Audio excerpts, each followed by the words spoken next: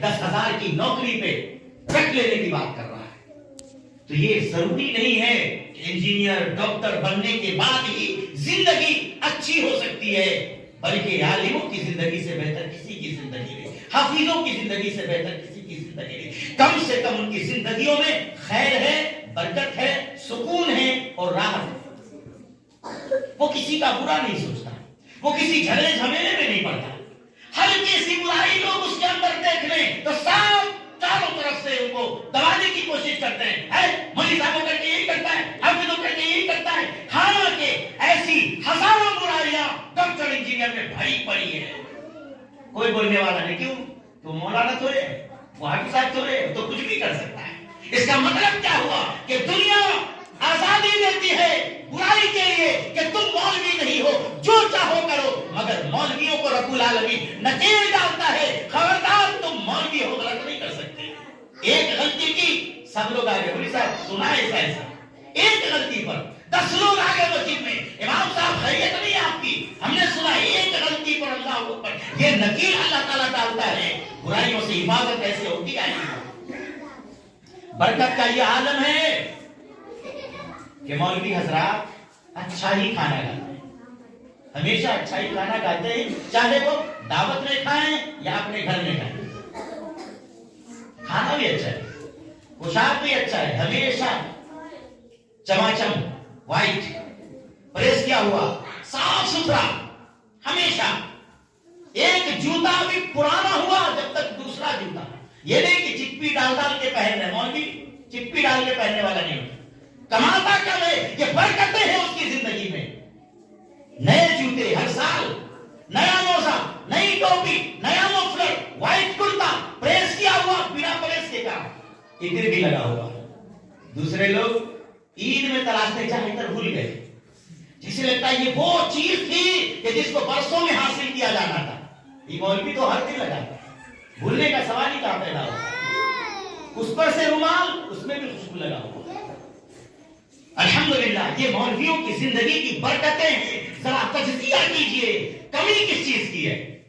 نکاح بھی پڑھا دے، بچہ پیدا ہوا اذان بھی دے دے، نکاح بھی پڑھا دے.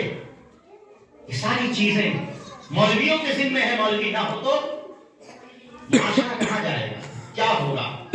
روزی روزگار کوئی مولوی بیٹھا نہیں رہ سکتا، کوئی مولوی بیٹھا نہیں رہ سکتا. بھائی پرائیویٹ سے انجینئر 15-20 ہزار میں کام کر رہے ہیں، الحمدللہ مولویوں کو بھی 15-20 ہزار پگار ملتی ہے پرائیویٹ سے. سرکاری نوکری نہ ہوئی تو مولویوں کے لیے بھی جگہ الحمدللہ. کوئی مولوی کوئی حافظ آج تک میں نے بیکار نہیں دیکھا، آج تک بیکار نہیں دیکھا. اور پھر معاشرے میں بھلائی کا کام بھی کرتا ہے، لوگوں کو سمجھاتا بھی ہے، کم سے کم اپنے کنبے کو سمیٹ کر رکھتا ہے، برائیوں سے بچنے کی تلقین کرتا ہے، اپنی اولاد کو اچھے راستے دکھاتا ہے، جس سے پورے معاشرے پر اس کا اثر پڑتا ہے. اگر کسی گاؤں میں ایک بھی عالم نہ ہو، اس بستی کا حال جا کر دیکھیے. ایسی بستیوں میں میرا دورہ ہوا ہے، 18-19 سال کے بچوں کو لا الہ الا اللہ نہیں معلوم. ان بچوں کو ہمارا نبی کون ہے نہیں معلوم. کس بات کے مسلمان ہیں؟ کس بات کے مسلمان ہیں؟ ہم یہ خبریں سنتے ہیں کہ لوگ مرتد ہو گئے. یہ لوگ مرتد ہو گئے تو بڑا تعجب ہوتا ہے. ہمارے بچے کیا ہیں؟ یہ تو کہیں سے مسلمان ہی نہیں لگتے. نہیں یہ پاک رہنے کا طریقہ جانتے ہیں، پاک رہنے تک کا طریقہ نہیں جانتے، لا الہ الا اللہ نہیں جانتے، کوئی کلمہ نہیں معلوم ہے، رسول اللہ کون ہے نہیں معلوم ہے، توحید کیا ہے کچھ پتا نہیں ہے. تو ہم اپنے بچوں کو کہاں لے جا رہے ہیں؟ ایک نسخہ ہمارے پاس تھا، بہت کارگر نسخہ تھا. ہم کسی کو نہیں کہتے کہ ڈاکٹر نہ بنائیں، انجینئر نہ بنائیں، مگر صرف ڈاکٹر نہ بنائیں، صرف انجینئر نہ بنائیں. یہ صرف لگا کر میں کہتا ہوں، بچہ جب پڑھنے کے قابل ہو تو کسی اچھے مکتب میں جہاں تربیت ہوتی ہو، اسلامی ذہن سازی کا انتظام و التزام اور اہتمام ہو، آپ ایسے مکتب سے تعلیم اس کی شروع کرائیں. پھر وہ APJ عبد الکلام بھی بن سکتا ہے. مولانا ابو الکلام آزاد پیچھے رہ گئے تھے, مولوی تھے تو پیچھے رہ گئے. مولانا مظہر الحق پیچھے رہ گئے.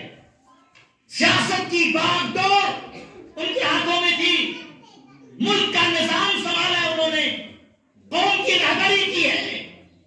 اگر وہ وزیر تعلیم تھے تو ایک طرف مفسر قرآن بھی ہوئے.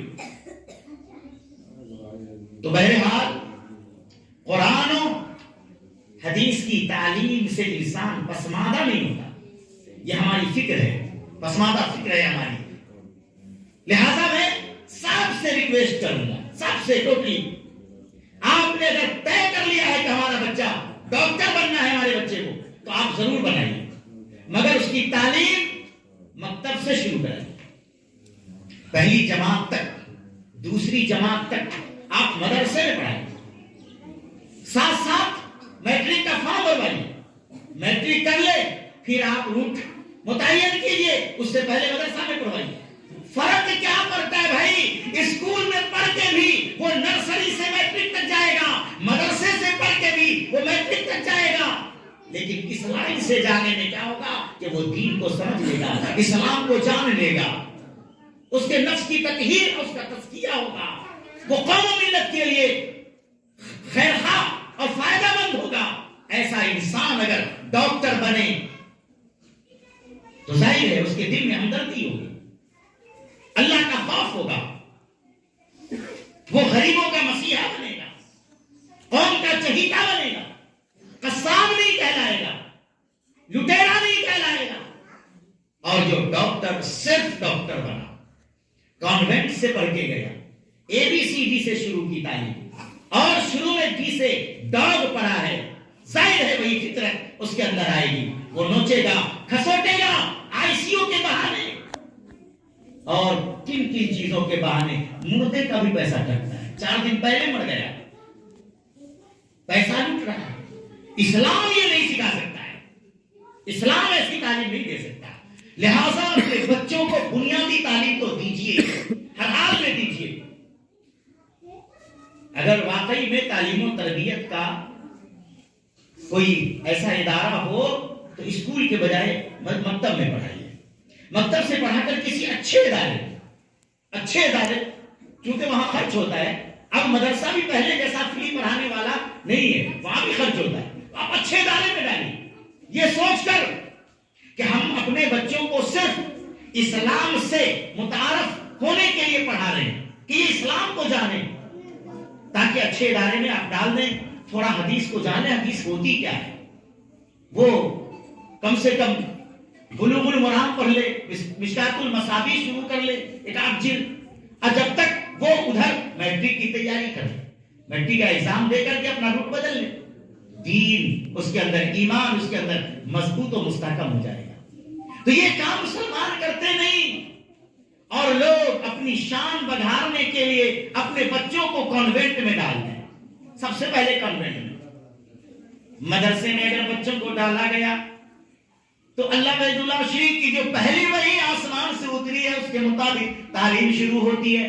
اقرا بسم ربک الذی خلق, اے لوگوں اس رب کا نام لے کر پڑھو جس نے دنیا کو, کائنات کو پیدا کیا, یعنی بسم اللہ الرحمن الرحیم کر کے اپنی تعلیم کا آغاز کرو. تو مکتب میں مولوی چاہے جیسا بھی ہو, بغدادی پڑھانے والا ہی مولوی کیوں نہ ہو, اپنے بچوں کو الف با ہی کیوں نہ پڑھانا شروع کرے, سب سے پہلے پڑھاتا ہے, پڑھ بیٹا بسم اللہ الرحمن الرحیم.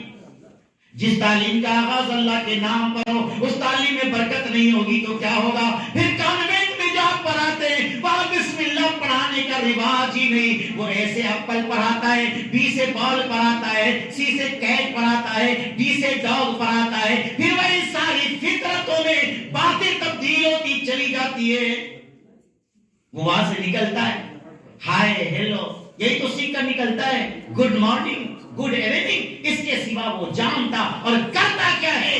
ماں باپ اتراتے ہیں, کیا جانتے ہیں میرا بچہ گڈ مارننگ بولتا ہے. ارے آپ کا بچہ گڈ مارننگ بولتا ہے تو ہمارا بچہ السلام علیکم ورحمۃ اللہ وبرکاتہ کہتا ہے. ایک ایک سانس میں 3 بار رب کا, رحمان کا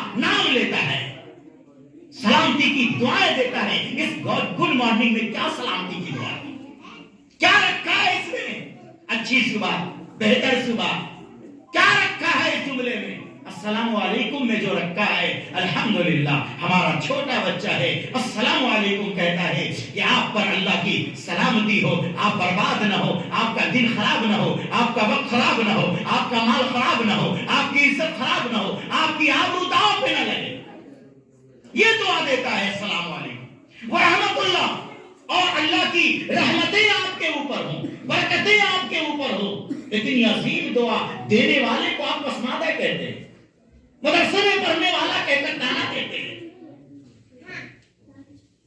تو آج لوگ کمپٹیشن کے زمانے میں اپنا برچسپ معاشرے میں باقی رہے اس خیال سے اپنے بچوں کو مکتب کے بجائے کانوینٹ میں داخل کراتے ہیں اور ان کے بچے فطرتاً طبیعتاً سلمان رشدی بن جائے کوئی فرق نہیں پڑتا، وسیم رضوی بن جائے کوئی فرق نہیں پڑتا. یہ حال ہے. ظاہر ہے یہ کانوینٹ سے لے کر کالج تک کے سفر میں یہی تبدیلیاں ہوتی ہے. بیٹیاں تسلیمہ نسرین کی طرح ملحدہ ہو جائے، سلمان رشدی بیٹے بن جائیں، کوئی فرق نہیں پڑتا. دین نہیں آتا، نہیں معلوم ہے. ارے اس کو دین کیا آئے گا جس کو پیشاب کرنے کا طریقہ نہیں معلوم، جس کو غسل جنابت کا طریقہ نہ معلوم ہو، یعنی پاک تک نہیں ہو سکتا. جو سدا ناپاک رہتا ہو اس سے کیا بھلائی کی امید کر سکتے ہیں؟ کیا آپ چاہتے ہیں کہ آپ کا بیٹا پاک ہی نہ ہو؟ پاک ہی نہ ہو، اسے پتا ہی نہ ہو کہ جنابت کسے کہتے ہیں اور اس کے غسل کا طریقہ کیا ہے. کیا آپ کے بیٹے کو پتا ہے کہ کھڑے ہو کر پیشاب کرنے کی سزا کیا ہے؟ نہیں ہے. کیا آپ چاہتے ہیں اللہ کے نبی صلی اللہ علیہ وسلم قبر کے پاس سے گزرے، دو قبریں تھی، دونوں کو سزا ہو رہی تھی. پیارے نبی رک گئے، صحابہ کو بھی روک لیا اور فرمایا کہ جاؤ کھجور کی ٹہنیاں کاٹ کر لے آؤ.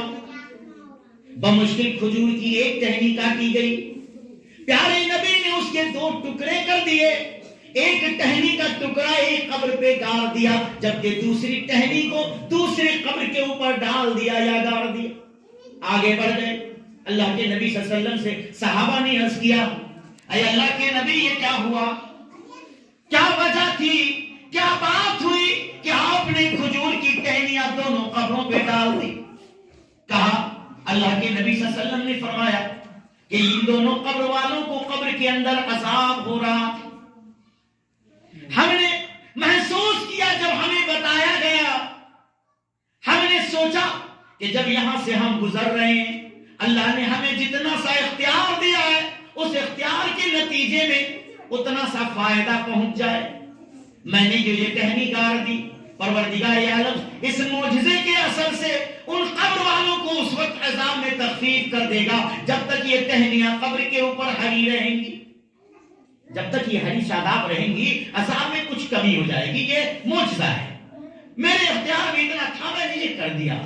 صحابہ گھبرا گئے، کہا سن لو کوئی بہت بڑا گناہ نہیں کیا تھا ان لوگوں نے.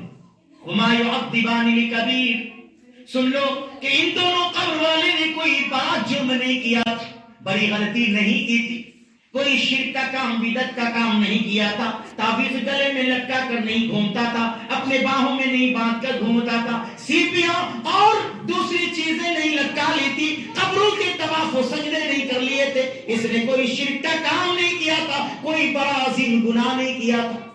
ان میں سے ایک چغل خور تھا، ادھر کی بات ادھر، ادھر کی بات ادھر. اگر کسی نے کام میں کہا تو پیٹ کھل گیا جب تک 10 آدمی کو نہ بتا دیں. بس ادھر کی ادھر کرنے میں چغل خوری میں لگا، اسی کی سزا ہے یہ. اور دوسرا وہ آدمی ہے جو پیشاب کے چھینٹے سے نہیں بچتا تھا. پیشاب کا چھینٹا پڑ گیا تو پڑ گیا، کھڑے ہو کے پیشاب کیا چل دیا، پیشاب کیا طہارت نہیں لیا چل دیا. بس یہی تو قصور تھا اس آدمی کا. اتنی چھوٹی غلطی کی وجہ سے قبر میں عذاب. آج ہمارے بچے اگر اسکولوں میں پڑھ کر تطہیر کا طریقہ نہ جانے، اگر پیشاب کرنے کی کا طور طریقہ نہ جانے، اسی وجہ سے اگر قبر میں عذاب دیا جائے تو کون سا باپ کون سی ماں ہے جو اس عذاب کو برداشت کر لے کہ میرے لاڈلے کو قبر میں سزا دی جائے. اگر مولوی بن جاتا تو اس لاڈلے کو قبر میں وہ سزا نہ ہوتی، کیونکہ اسے تطہیر کا طریقہ معلوم ہے. تو آپ چاہتے ہیں کہ آپ کے بچوں کو ایسے سزا ہو؟ نہیں، یہ راستہ سب سے بہترین راستہ ہے. آئیے اس راستے کو مضبوطی کے ساتھ اپنائیں، اور جب دین سیکھ جائے، ایمان کی شاخیں معلوم ہو جائیں، ایمان اس کے دل میں راسخ و مضبوط ہو جائے، پھر ڈاکٹر بنائے، انجینئر بنائے، کیا فرق پڑتا ہے. اور ابھی شاہین گروپ نے گرچہ اس کا کچھ طور طریقہ پر اعتراض ہے ہم کو بھی اور بہت سارے علماء کو بھی، اس کا طور طریقہ عجب ہے، انوکھا ہے، وہ صحیح نہیں ہے، اندرونی کچھ طور طریقے. لیکن اس شاہین گروپ نے یہ ثابت کیا ہے اور اس پہ اس کا تجربہ ہے، فوکس ہے، کہ جو قرآن مجید کو حفظ کر لے اس کو ڈاکٹر بنانا بہت آسان ہو جاتا ہے.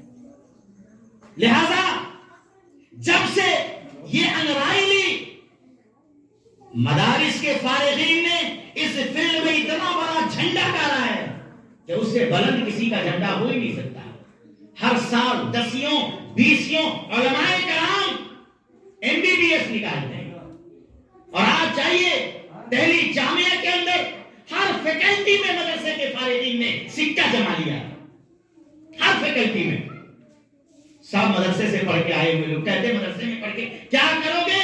مدرسے میں پڑھنے کے بعد عالم بنو گے، مدرسے میں پڑھنے کے بعد حافظ قرآن بنو گے، مدرسہ میں پڑھنے والے ڈاکٹر بھی بنیں گے، مدرسہ میں پڑھنے والے انجینئر بھی بنیں گے. آپ جو بنانا چاہتے بنا دیں گے. نبی پاک صلی اللہ علیہ وسلم فرماتے ہیں ہر بچہ جب پیدا ہوتا ہے تو مسلمان پیدا ہوتا ہے، اس کے ماں باپ اسے یہودی یا عیسائی بنا دیتے ہیں. ماں باپ جیسا چاہیں گے بنا دیں گے. اے مسلمان، اپنے بال بچوں کو ایمان والا بناتے ہوئے اگر ڈاکٹر بنانا چاہو تو تمہیں کوئی روک نہیں سکتا، انجینئر بنانا چاہو تو تمہیں کوئی روک نہیں سکتا. کون روک دے گا بھائی؟ ہمیں اختیار ہے، ہمیں اپنے بیٹے کو ڈاکٹر بنا لیں گے. آسان ہے. انشاءاللہ ان باتوں کو گرہ لگائیں اور آج لے کر کے جائیں اور اپنے بچوں پہ آزمائیں. اپنے بچوں کو حافظ قرآن بنانے کے بعد بھیجیں اسلام راستے میں، عالم دین بنانے کے بعد بھیجیں، مولوی کم سے کم 4 جماعت تک کو بھیج دیجیے. دیکھیے کتنا بہترین معالج ہوتا ہے، داڑھی والا، ٹوپی والا، سلیقے والا، نماز پڑھنے والا. ایسا معالج ہو تو الحمدللہ لوگ اس کے پاس جائیں گے، دیندار کے پاس جائیں گے، ایماندار کے پاس جائیں گے. سرخروئی دنیا میں اللہ تعالیٰ عطا کرے گا کہ یہ میرا وہ بندہ ہے جس نے دین سیکھا ہے اور آج ہمدردی کے ساتھ معالج بنا ہے. تو سارے لوگ اس کے ہمدرد و بے خواہ بن جائیں گے، اور والدین کے لیے بھی وہ بہترین چیز ثابت ہوگی اور مغفرت کا سامان بنے گا. اللہ تعالیٰ سے دعا ہے کہ پروردگار عالم اس ادارے کو یہاں پہ پھلتا پھولتا رکھے. اس میں جو بچے ہیں سب کو اللہ تعالیٰ کامیاب فرمائے، اور جس بچے نے حفظ قرآن مکمل کیا ہے اللہ بہد اللہ شریف اسے اس پہ کاربند عمل رکھے. اللہ سے دعا ہے کہ رب العالمین ہماری غلطیوں کو، کوتاہیوں کو درگزر فرمائے. آمین یا رب العالمین.